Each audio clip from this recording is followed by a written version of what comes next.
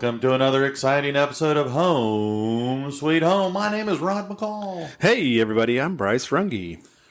You know, I love technology. Yes, me too. Except for when it's not working. Yeah. you and I gotta say, well, we had a hiccup. We did. And your laptop kind of had a mind of its own. It decided it didn't want to work. So Literally decided it didn't want to cooperate. So we're gonna redo. We're redoing this episode because the original taping did not kind of got lost in the digital world. Yeah, so I came in one morning and I wanted to load it up, and I couldn't get the computer on. It said something like imminent failure. I'm like, oh boy, oh no, because I have like pictures and videos of the kids and a lot of files, and I'm like, I don't know when the last time I backed everything up. So, shout out to Geek Squad. They're not a sponsor yet, but I took it in and they were able to get it up and running. Of course, I had to pay an arm and a leg, but it was less than actually buying a new laptop because this thing isn't very old. No, less than buying a tank of gas. Oh my gosh, dude! It cost me like $140. Oh, I know. It's ridiculous. Well, I will say that your experience motivated me, and I went out and bought me a new laptop too.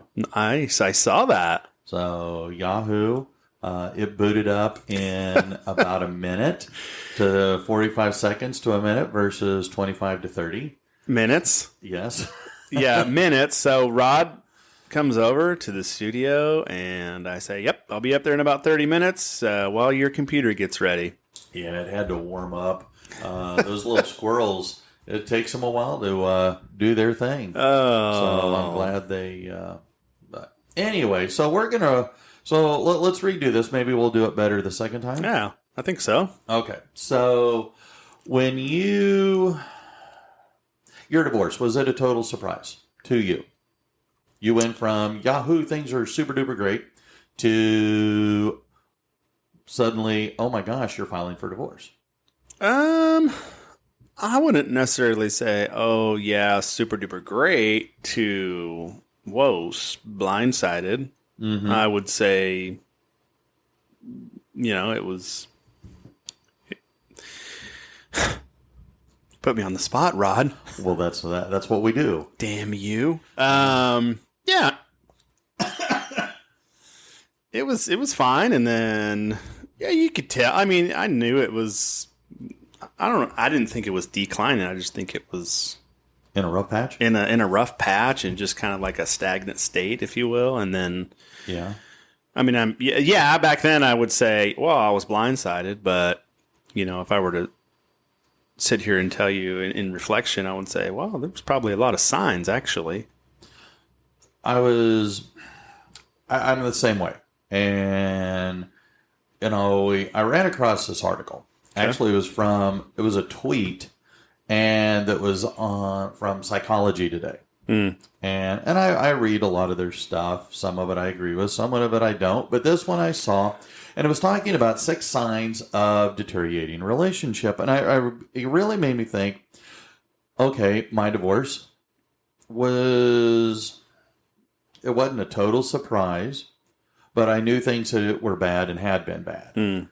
And, with all my years working with the divorce group and everybody coming in, and they too were saying, oh, I got blindsided. Well, once you start digging into it, it became very clear to me that there really are few surprises. Mm. That relationships, whether you're just dating or, work relationships or... and, marriages, stuff like that. Yeah. There are plenty of ways to tell that things may not be all sunshine and daffodils. Mm-hmm. And so when I read through this, I thought, oh my, this is kind of interesting and kind of fits with my years of experience dealing with divorce and relationship breakups. Right. So I was thinking maybe this would be something we could talk about today. Okay. So, sign number 1. Tell me if this rings true for you. But the first one is emotional detachment. Basically, when you feel less close, less love to that person than you did originally. Okay. What do you think? Yeah. Yeah, I agree with that. Emotional attachment. Okay, because I was, that is the one when I, like you, after the divorce began to question, well, what happened? Mm-hmm. And I do recall that there was a decline of emotional detachment. I got very frustrated. I got very angry a lot of times at things that were going on or things that weren't happening. Mm-hmm. And, well, you'd say, oh, love you. But it was more hollow. Right. You didn't really mean it. It was just kind of out of habit. Yeah. So, I don't know. Like I say, I thought that was a good way to start this out, So 6 signs. First one, emotional attachment. You just don't feel that warm, fuzzy feeling. You see them. I mean, when you first are in that, especially romantic relationships, your heart jumps a beat. Right. Because, ooh, they're there. You're excited. Yahoo. All right. But if you get to that point where... Again? Shit, I got to go home. God, I don't want to go home. Right. I don't want to deal with your crap. Yeah. Not a good place to be. If you're having those thoughts or you're making those comments, then that's a good sign that red flag. Red flag. All right. So, second one, negative spontaneous reactions. Okay. Gut reactions can usually reveal, they say, how a partner really feels. Okay. You think okay, I would occasionally bring, I'd stop by the floral department or, pick up a bouquet of flowers. Thinking, oh, this will be a pleasant surprise. I'll, Bill, get some brownie points here. And I bring up, what'd you waste money on flowers for? I don't like flowers. I don't like flowers. Jeez, that was stupid. And you're going, no, wait a minute. Here I think I'm doing something good. Right. But that response I got, the immediate response was negative. Mm-hmm. And so I don't know. Do you have any? It wasn't received well. You saw that whole thing going a lot differently. Yeah. And then and then you feel shattered because you're like, I'm just trying to, gift you with something, demonstrate my love through a gift, if you will. Yeah. Yeah. Honestly, Rod, it's been so long, and I just honestly don't even think about those things. So when you pose those questions, I have to dig deep. I'm sure it's happened. Mm-hmm. I'm sure it has. Because can I pinpoint it? I'd have to really think about it. Well, I mean, even when you're working with somebody. Yeah. I've 20 years of teaching. I've got a lot of crap that I've acquired. Mm-hmm. And so if you have a new teacher, whether new to your campus or new to teaching, or maybe they're teaching a subject they haven't really taught before. Mm-hmm. So, you go up and you say, hey, I got some stuff for you. Or, hey, would you, here, I thought I'd share this with you. You can put, a decoration to hang in your room. Here's, some material I've used in the past when I taught this. If they accept, how they respond to that. Yeah. Well, thanks. Yeah, whatever. Just put it over there. I'll get it later. Well, that to me is kind of like that spontaneous reaction of, okay, I'm trying to do something nice for you. I thought I was doing something nice for you. I'm sorry it came across that, I'm bugging the crap, that irritating you. But I don't know. It just, there's a lot of things, but that instantaneous reaction. Yeah. You do, their first gut reaction can give you a lot of indications. Right. Now, sometimes I'm in a mood. my mind is somewhere else. I am invested in something. You come in and you've disrupted me. Mm-hmm. And I react negatively. Yeah. Okay. Well, it wasn't you, and it wasn't what you were trying to do. It was I was distracted and focused on something totally else, and I wasn't in, And so a lot of times when that has happened, I try to go up to that person later and I go, "Look, I'm sorry. What you did was nice. Mm-hmm. I appreciate the kindness, the generosity. That was a really nice offer. I appreciate it, and I will use it. I will, whatever it might be." Right. And let them know, hey, look, my mind was somewhere else. Right. So it's to explain that, look, it's not a friendship thing. It's not a California wave kind of thing, the one-fingered salute. Yeah. It's just my way of saying, I'm sorry, my bad. Yeah. It's not you. In this case, it really is me. It's not you, it's me. I mean, sometimes when people say that, I'm going, yeah, you're full of crap. Anyway, so that spontaneous gut reaction. Well, and I think a couple things here. One, and maybe this falls on the side of how not to put yourself in that position by knowing, your spouse's love languages. And we did an episode of this many moons ago. I'm pretty strategic when I get things for Suzanne. And what I like about this situation, our scenario is that she doesn't want me to get her much, so that's good. No, I would never say she's what's the word I'm looking for? I don't know. What are you looking for? She's not spoiled by any means. That's not the right word. In particular, maybe she doesn't like a lot of things. Gifting is not her love language, but there are certain things that she enjoys. She enjoys flowers. Yeah.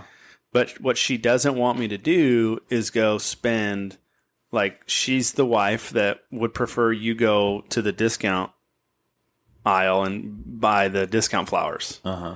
And maybe that's coming from a place of don't go waste money on flowers because they're going to die the next day, or just, sure. It's the thought anyways. And I appreciate the flowers in the house. So knowing that, I'll just, if we go to the store all the time. I feel like I'm going to the store to get a gallon of milk every day for the kids, but I'll grab a bouquet of flowers, they're, $8, $9 or something. Right. Yeah. And she really enjoys that. I may have tried to purchase her something. Now, Suzanne, I may have tried to purchase her something in the past, only to learn, like, I'm never going to do that again. Mm-hmm. Not that she hurt my feelings. You just come to realization, like, she doesn't enjoy gifts like you enjoy giving them. Yeah. Because on the receiving end, it's different. She may not like that. So I heard this a long time ago, like, hey, I'd rather people, instead of just giving me random crap that I'm going to throw out, just give me money. Know? Hey, you know what? Just give me money. Rod, just give me money. No. So, you know what I mean? Like, I may receive a pair of, and this may sound, I don't know, ungrateful. That's not what I'm trying to come across. Like, it's just about knowing who you're in relationship with, knowing each other's love languages. Mm-hmm. And that's just not your spouse. Right, your kids, sure. or you and I, like, I'm not going to go buy you flowers. Yeah, I really don't get excited about flowers. But you know what I'm saying? And so I think it just comes to intentionality. But I don't know. I'm not going to say my feelings were hurt. Just like, okay, I got it. Like, because now I know I'm not going to do that next time. Mm-hmm. But I know in previous, there were things that were received poorly. Well, and it doesn't even have to be a gift. It could just be, hey, what do you say about going to the movie this weekend? I don't like going to the movies. Oh, I don't like that. Mm-hmm. Just little things. Again, it's that immediate reaction. And if the immediate reaction is frequently negative, well, then maybe, again, red flag that there's some issues going on with your relationship. Right. Yeah. No, absolutely. All right.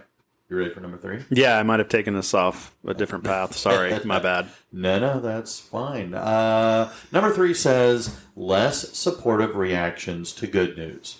Not just less enthusiasm, but maybe even some anger. So you get a promotion at work, and suddenly now their response is negative. Okay, yay, good for you, Yahoo. Or to the other side, well, does that mean you're going to be away from the house even more? Does that mean I got to do more of the cooking and more of the cleaning and more and more and more? How's that going to negatively impact me, your success? Right. Well, it's kind of, whoa, back the train up. I'm happy when good things come for you. You get good news, Right. Shouldn't that be reciprocated? Yeah. You would like to think so. Yeah. And so I thought, again, it's really interesting when as I'm reading through these again and again, and I think back to, marriage number one, it really kind of allows me to, wow, I know that happened. And there were many times where things would happen. Good news, something, no big deal, but it was kind of something nice at work. Yeah. And it's kind of like, okay.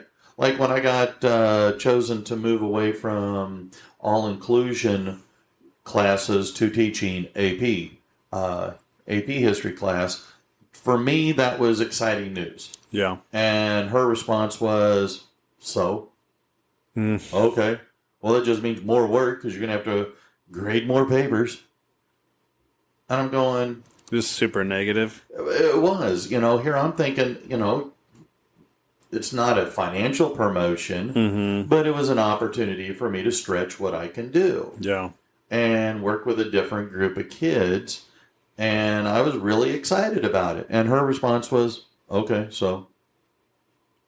Yeah, just took the wind out of your sails. Exactly. Zapped your energy and excitement for that. And so was that a pretty consistent thing? The last several years we were together, yes. Yeah. At first it wasn't. In fact, at the very beginning it was always, yay. And we would support each other in both the good and the bad. Yeah.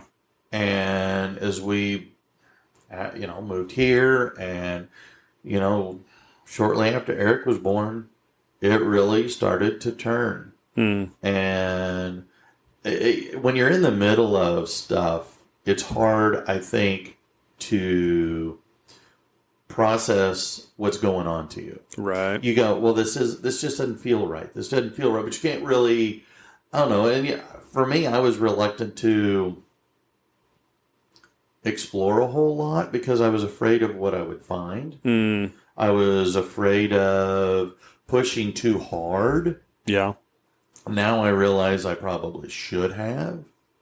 And so, and recognizing the red flags, like this list, and be able to, I don't know, maybe if I had been more aware, I might have responded and reacted differently, which might have generated a different outcome. Yeah. I mean, maybe not. I mean, we probably were headed straight to divorce court, long before, but I don't know. I guess that's why when I ran across this list, I was very intrigued by it, and I thought, well, it might be something interesting and worthwhile to talk about, because how many other people have experienced what I experienced?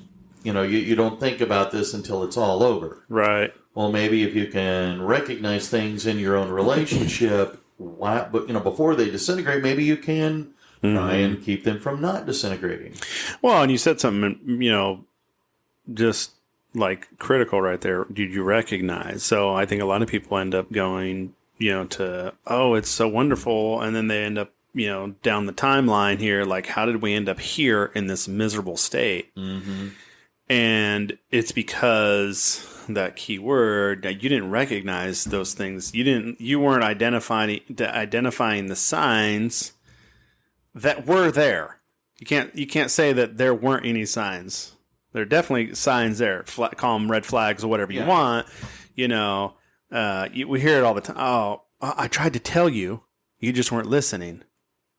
Yeah. which is often the case. And so, I think a lot of people, and they struggle with, well, everything was so good, and then when it up in here. Well, what was going on between all that? Were you paying attention? Were you being an intentional listener? And so, I think that's definitely key. Always being mindful and paying attention. And that's hard. I think it's hard. I know it's hard for me. I think it's hard it makes me think it might be hard for a lot of people. Oh my gosh. Well, first of all, yeah. Then do you have a job? Yeah.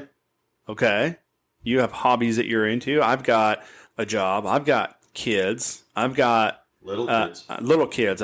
We've got our podcast. I am a motivational speaker. I'm an author. You're an author. I just started a new role.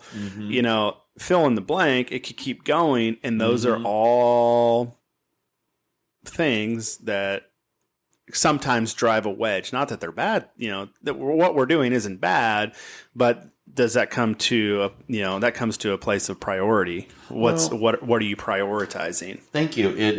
It's relationships. Yeah. And if you have a relationship in crisis, do you recognize you're in crisis? Because if you're sick, there's things you do to get feeling better. Yeah. Well, if your relationship is sick, do you recognize that your relationship is sick? Do you recognize the warnings? Do you take time? And that's what I saw these 6 ideas or these 6 items as kind of diagnostic items for your relationship's health. So the 4th thing they came up with is fewer positive nonverbal behaviors. Nonverbals that they say could be, a hug, a smile, just a less of those things. Yeah. Yeah. Anything that makes you, again, the nonverbal. I'm reminded in the movie Hitch, he's going on and on about different things, and he says about 90% of our communication is nonverbal. And so, a look. Moms, my mother, your mother, can communicate a ton with just a look. And whether it is happiness or displeasure of what you're doing. But that also goes for, again, anything else. A sneer.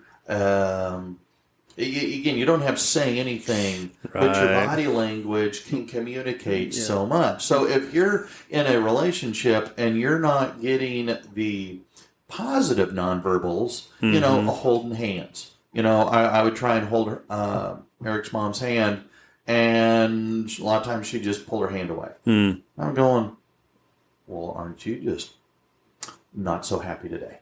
And I never processed all the things that we were going through together. I processed each one individually, and because I don't think I linked them all together, I was as clear on what was happening. And again, part of it, I think it was my denial. I didn't want to admit that things were going down. There was a problem. And so, but again, the benefit of hindsight, you can look back and you can go, oh. So, holding hands as a romantic couple, I think is, for me, that's what my parents always did. Yeah. And whenever wherever, even in the car, they would hold hands.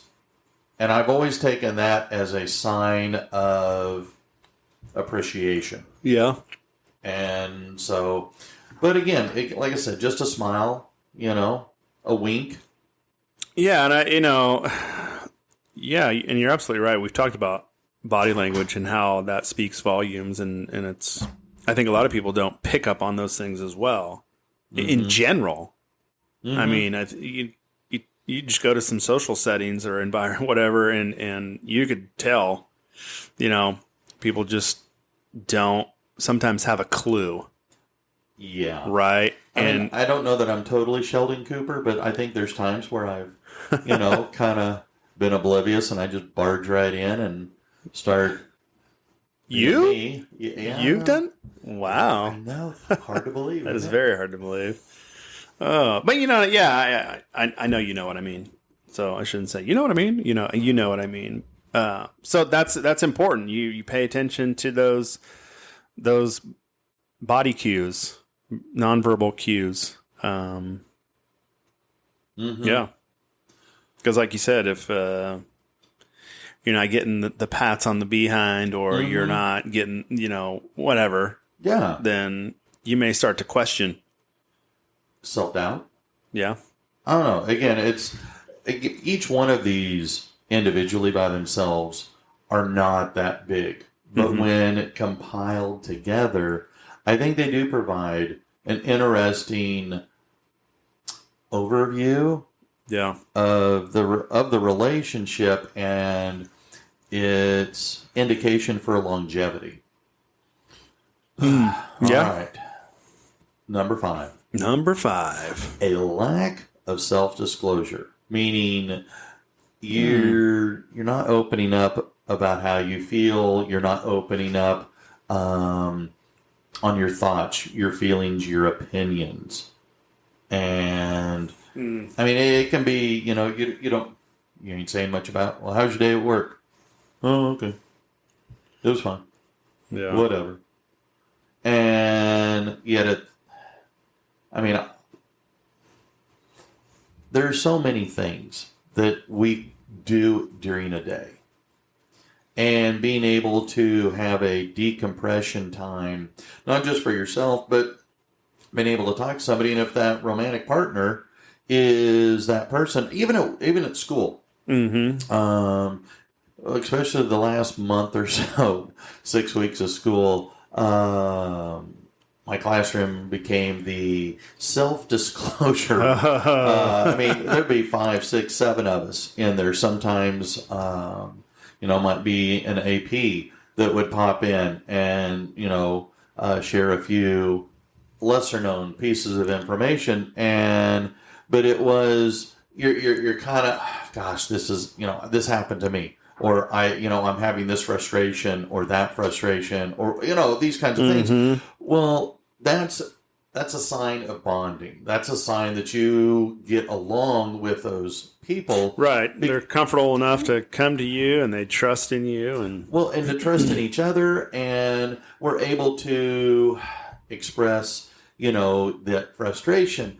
And so when you aren't having that at work, when you're not having that with your friends, when you're not having that with your romantic partner, well, then maybe things aren't so good. Right. Self-disclosures, you're opening up, you're exposing yourself. Not like walking around with a raincoat, but with, your soul. You're exposing your soul. You're opening your character to critique, possible criticism. Yeah. And so that's tough. But you're right.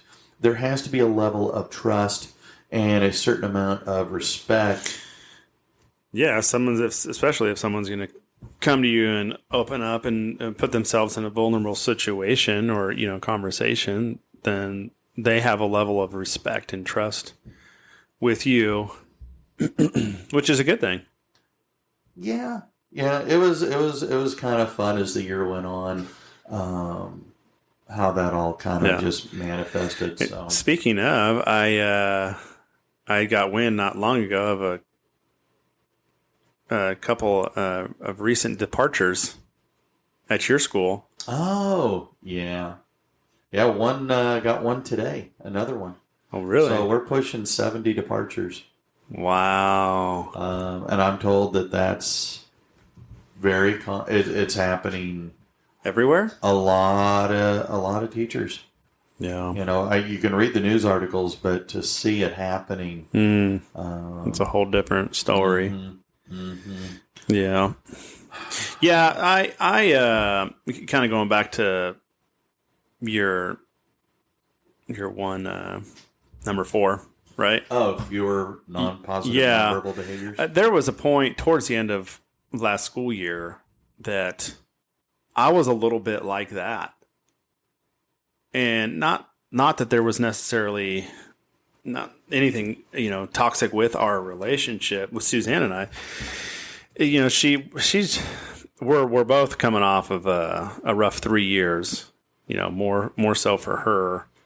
And then, you know, she's still so busy with her dad, and she just started a new role on Monday, and then a new mom. Mm-hmm. And so it kind of were just spinning our wheels, just head above the water, really. And I was so exhausted, stressed out, and almost just kind of shut down. Where those conversations, like, "How was your day?" And it was like, "Hey, it was fine." Yeah. And I do think not necessarily because there's anything bad. I mean, it's been rough, external things that have been going on, and so, but I knew that couldn't be a constant thing. Like, I had to snap out of it, right? And so, which I'm glad that both of us, like, I don't know if you listened to last episode or whenever I released that information that I switched over to a new role, which has been awesome so far, for both of us starting new jobs. It's a new season for us both, which is good. We have new things to talk about and discuss and whatnot. You know, some of the things are still there, obviously. Yeah, it's fun and exciting. And, but yeah, we went through a little spell where it was like, it was fine. No, I gotcha. Well, and that brings us to the last one, because that kind of ties right in, and it's called a deteriorating illusions. And you're holding fewer realistic ideas or expectations. You know, your idea of how great that other person is. You're going, instead of holding them up, it's almost the opposite. And you're seeing only the negatives. And I gotta say, there at the end, I couldn't see the good things about Eric's mom. I was very, well, I was vocal to other people. I wasn't vocal to her. But I was, you know, I didn't hold her in much esteem. Got it. Let alone high esteem. Yeah. And so you spoke poorly of her. Yeah. Is what you're saying. Yeah. Yeah. And I get it. You know, and it's one of those things that when you start doing stuff like that, well, then it really can escalate. And next thing you know, you're saying those things out loud to that person. And not in a constructive, helpful, hey, let's talk about it kind of way, but in a negative, spiteful, hurtful, hateful way. Right. And so all these, to me, when I read this, when you are first with, especially a romantic partner, you hold them in high esteem. And there's a lot of things you admire about them. And when I read this is when you're going, well, they just suck. Yeah. And there's very little positive about them. Yeah. And so it's kind of, I'm lucky that, glad, blessed, that we're, you know, right now with Sherry, here we are. We just celebrated 6 years of marriage. But it's still very honeymoonish. Gotcha. Where, you know, there's still a lot of respect and high regards. And I don't know. I don't. None of these are ringing true. Yeah. Which is, for me, that's a great thing. That's an awesome thing. So it's, I don't know, because I've been with the new job or the new business I'm trying to start with, you know, high conflict divorces. I've been spending a lot of time the last few weeks, well, since school's been out, of going to the courthouse. Yeah. And peddling my business to divorce lawyers and the divorce court judges and all that. And so I'm sitting in courtrooms and I'm listening to these failed marriages, one right after the other. And I just keep thinking, how sad I mean, I was one today. The couple divorced in 2016, Wow. but they're back in court and they're arguing over custody. And I had another one that they were married less than 18 months. And I felt really bad. I'm thinking, here you are, you're absolutely in love to get married. Mm-hmm. And 18 months later, you're filing for divorce. Wow. And it's kind of like, I just really feel sad for those folks. Sure. Having done both the highs of marriage and the lows of divorce. Mm-hmm. And so it really, fit when I, again, was seeing this stuff, this list of 6 items. Yeah.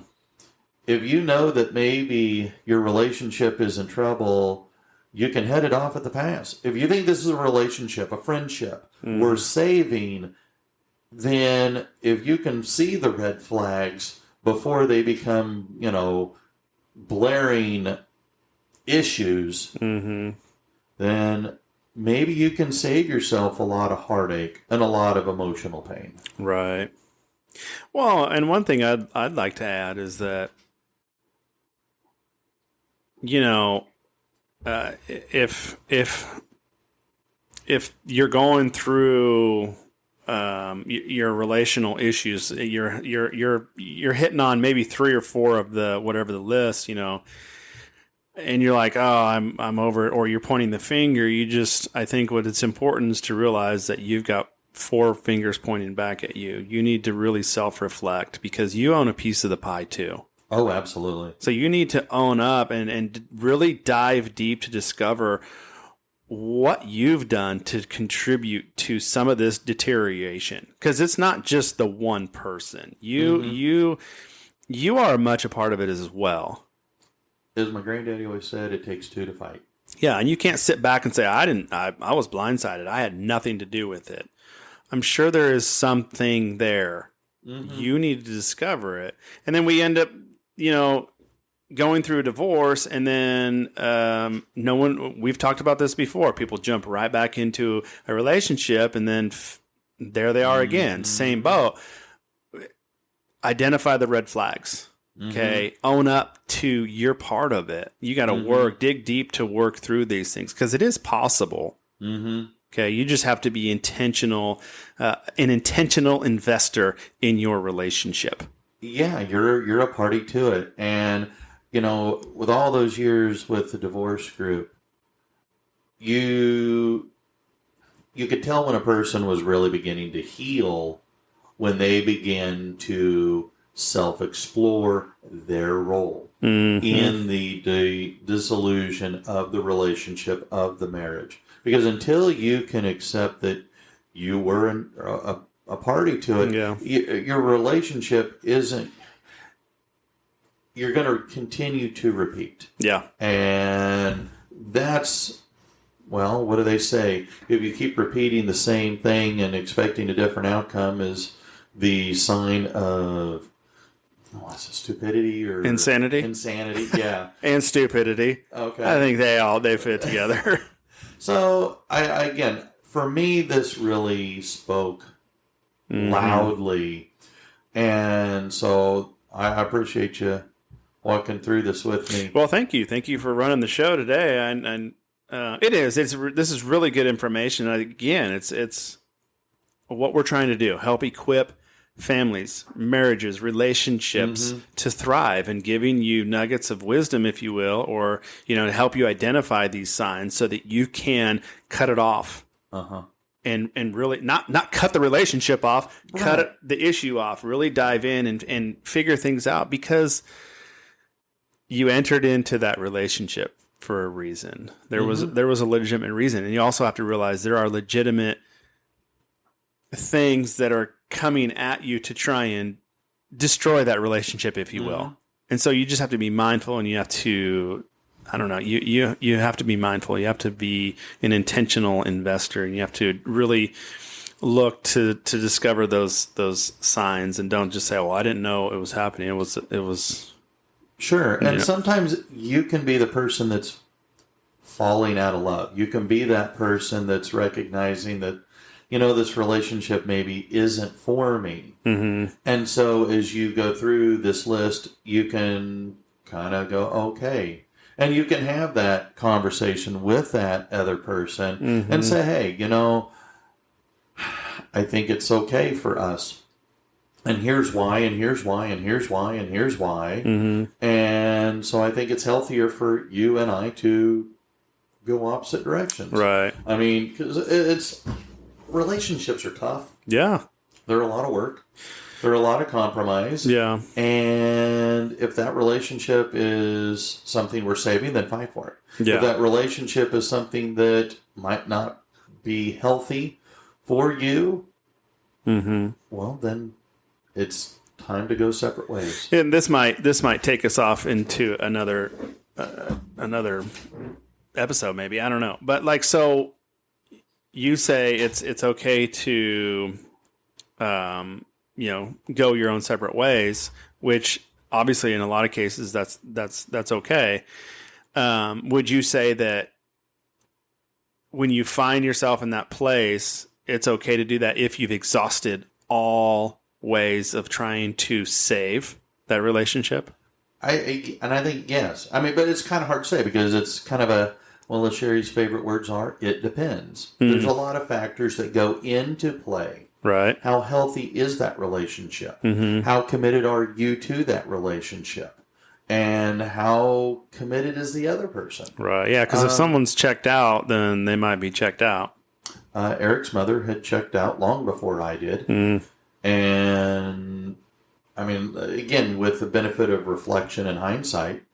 So...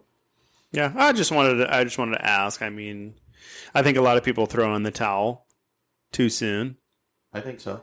But anyways, well, I don't want to go off. Yeah, we can potentially explore that. Maybe. And some more of the impacts. We haven't done the divorce issue per se. So we may explore that. Well, and with you being in the court system this summer. I'm sure you'll have a lot more stories to tell. Yeah, well, who knows? Yeah. So, well, then, until next time, my friend. All right. See you later. Bye.